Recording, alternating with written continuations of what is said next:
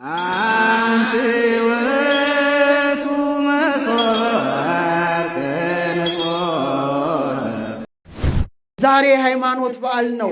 እሱ በዓለመ መላእክት ዘንድ ጸንቶ ቆሞ መላእክትን እንዳረጋጋ ናቡከደነጾር 60 ክንድ ቁመቱ ደረቱ 6 ክንድ ጣዖት አቁሞ የባቢሎን ሰዎች መሳፍንቱ፣ መኳንንቱ፣ የሴት ወይዘሮ፣ የወንድ መኮንን እንዲሰግድ ባዘዘ ጊዜ 3 ደቂቅ ምን አሉ? አንሰግድም አሉ። አያችሁ ምን አሉ?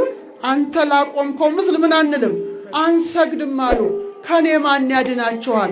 መኑ ያድነክሙ እምኔ፣ ከኔ ማን ያድናቸዋል? ከሚነደው እሳት ማን ያድናቸዋል ሲላቸው ማን ያድነናል አሉ? እግዚአብሔር ያድነናል፣ አንተንም እኔንም ሁላችንም የፈጠረ እግዚአብሔር ያድነናል አሉ። ተመልከቱ፣ ገብርኤል በእምነት የጸና መልአክ ነው። አሁን ደግሞ በእምነት የጸኑትን ሊታደግ ሊወርድ እግዚአብሔር ሊልከው ነው። ያን ጊዜ የእሳቱ ነበልባል 49 ክንድ ወደ ላይ ወጣ። ስንት ክንድ? ለዓይን ያስፈራል እኮ 49 ክንድ። ቁጥሩን እንዳትረሱት ክርስቲያኖች። ስንት ክንድ ብያቸዋለሁ? ምስጢር ስላለው ነው። 49 ክንድ ወደ ላይ ተወረወረ። ያን ጊዜ በሉ ወደ እሳት ውስጥ አናንያን፣ አዛርያን፣ ሚሳኤልን ወርውሯቸው አለ። እነዛ ሊወረውሩ ሲጠጉ እሳቱ ወላፈኑ ወርዋሪዎቹን አቃጠለ። 3 ደቂቅ ግን እሳት ውስጥ ተወረወሩ። ያን ጊዜ እንደ ዓይን ጥቅሻ ፈጥኖ ገብርኤል ወረደ። ክብር ይግባው። በእውነት ታላቁ መልአክ ፍጥነቱን ተመልከቱት። ልክ እሳት ውስጥ ሲወረወር መልአኩ ቀድሞ ገብቷል። ምክንያቱም የመላእክት ፍጥነት ከምን ይበልጣል? ከነፋስ ይበልጣል። ነፋስ ረቂቅ ነው አይደል? ነፋስ ረቂቅ ነው። በእጅ አጨብጠውም በዓይንህ አታየውም፣ ግን ዛፉን ቅጠሉን ሲያወዛውዝ ታያለ። ከነፋስ ደግሞ ነፍስ ረቂቅ ናት። ምን ረቂቅ ናት? ነፍሳችን። ለምሳሌ ቆይ እኔ ይሄን አሰብኩኝ፣ ቤቴን አሰብኩኝ፣ ገነትን አሰብኩኝ፣ ባህር ማዶን አሰብኩኝ። ማሰብ ትችላላችሁ አይደል? ይሄ የምታስቡት ረቂቅ ነፍስ፣ ልብ፣ ቃል፣ እስትንፋስ ያላት ነፍስ ስላለች ናት። ከነፍሳችሁ ደግሞ የበለጠ የረቀቁ ማናቸው? መላእክት ናቸው። እስከ ጽርሐ አርያም እስከ በርባሮስ ዓይናችንን ከፍተን እስክንገልጥ ድረስ መድረስ ይችላሉ። ሚካኤልና ገብርኤል እዚህ ጋር ቢገናኙ ሚካኤል ገብርኤልን አሳልፈኛ አይለውም። ወይሐውር መልአክ በመልአክ ሰጢቆ ነፋሰ ይላል። አንዱን መልአክ ሰንጥቆት ያልፋል። እየሰማችሁ? ከዛ ደግሞ ሐሳባቸው በጣም የረቀቀ ነው። ግን ሁሉም ቢረቅ በሥላሴ ዘንድ ግን ረቂቅ ነገር የለም። ረቂቅ ማ ብቻ ነው? አብ ወልድ መንፈስ ቅዱስ ብቻ ነው። ክብር ይግባቸው። ቅጥነተ ህሊና ሆሙ ለመንፈሳውያን በሃበ ቅጥነቱ ከመእንተ ሥጋ ገዚፍ ይላል አረጋዊ መንፈሳዊ። የገዘፈ ተራራ ነው። ረቂቃን የምንላቸው የነፋሳት፣ የነፍሳት፣ የመላእክት ረቂቅነት ገብቶ ቅዱስ ገብርኤል በብርሃን በትር ቢመታው እሳቱ ሁሉ ወረሰዮ ከመነፋስ ቆሪር እንደ ነፋስ አቀዘቀዘው።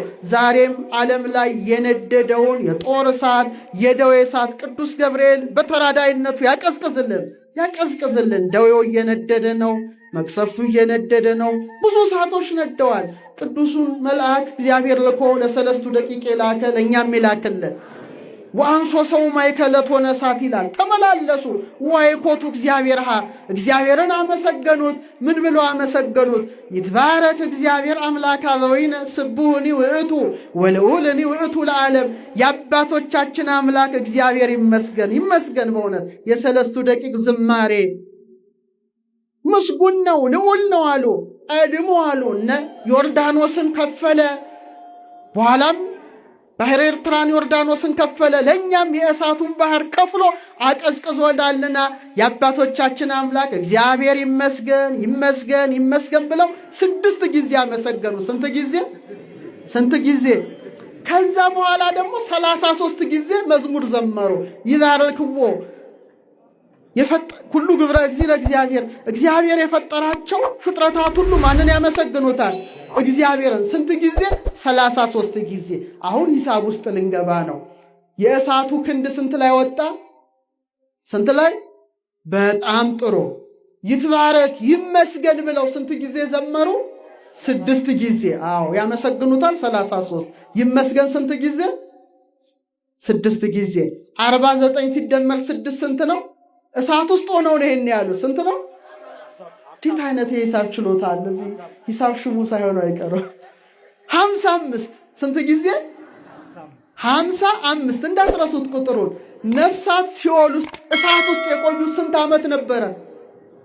5000 ተመልከቱ። አያችሁ 55 ጊዜ እሳቱ 49 ክንድ ወጥቶ በእሳቱ ውስጥ ሆነው 6 ጊዜ ሄድ ማለታቸው 55 ይሆናል። ሊቃውንት ሲያመሰጥሩት 5500 ዘመን ነፍሳት በሲኦል የመኖራቸው ምሳሌ ነበረ። 6 ጊዜ ይህን መዘመራቸው በስድስተኛው ሺህ አምላክ ነፍሳትን ከሲኦል ሊያወጣ ምን ሆነ? ተወለደ። ክብር ይግባው አምላካችን ክርስቶስ። ቀድሞ የተላከው ማን ነው? ገብርኤል ነው። 3 ደቂቅም ጋር የመጣው ማን ነበረ? ገብርኤል ነበር አሉ። 6 ጊዜ መዘመራቸው እኛ እሳት ውስጥ በተጣልን በ600 ዓመት እውነተኛው አዳኝ መሲሁ ክርስቶስ ይመጣል ማለታቸው ነበረ። ይባርክዎ ያመሰግኑታል እያሉ 33 ጊዜ መዘመራቸው አምላክ ሰው ሆኖ ስንት ዓመት በምድር ላይ ይኖራል ማለታቸው ነው? 33 ዓመት። ለዚህ ሁሉ ደግሞ ምክንያት የሆነው ታላቁ የመላእክት አለቃ ገብርኤል ነው። ክብር ይግባው። ተመልከቱ። ናቡከደነጾር ውጡ አላቸው። ደነገጠ። እኔ 3 ሰዎች ነበር አስረን የጣልነው፣ ወራቡ ይመስል ገልጩ ከመወልደ እግዚአብሔር፣ 4ተኛው የእግዚአብሔር ልጅን ይመስላል ፊቱ አለ። እሱ ማን ነው? ማን ነው? ገብርኤል ነው። ገብር ማለት ምን ማለት ነው? በዕብራይስጥ ኃያል ማለት ነው። ኤል ማለትስ እግዚአብሔር ማለት ነው። ገብርኤል ማለት ማን ኃያል ነው ማለት ነው? እግዚአብሔር ኃያል ነው ማለት ነው። ሁለተኛው ትርጉሙ ገብር ማለት አገልጋይ ማለት ነው። ኤል ማለትስ እግዚአብሔር ማለት ነው። ገብርኤል ማለት የማን አገልጋይ ማለት ነው? የእግዚአብሔር አገልጋይ ማለት ነው። ስሙ ራሱ ስራውን ይመራል።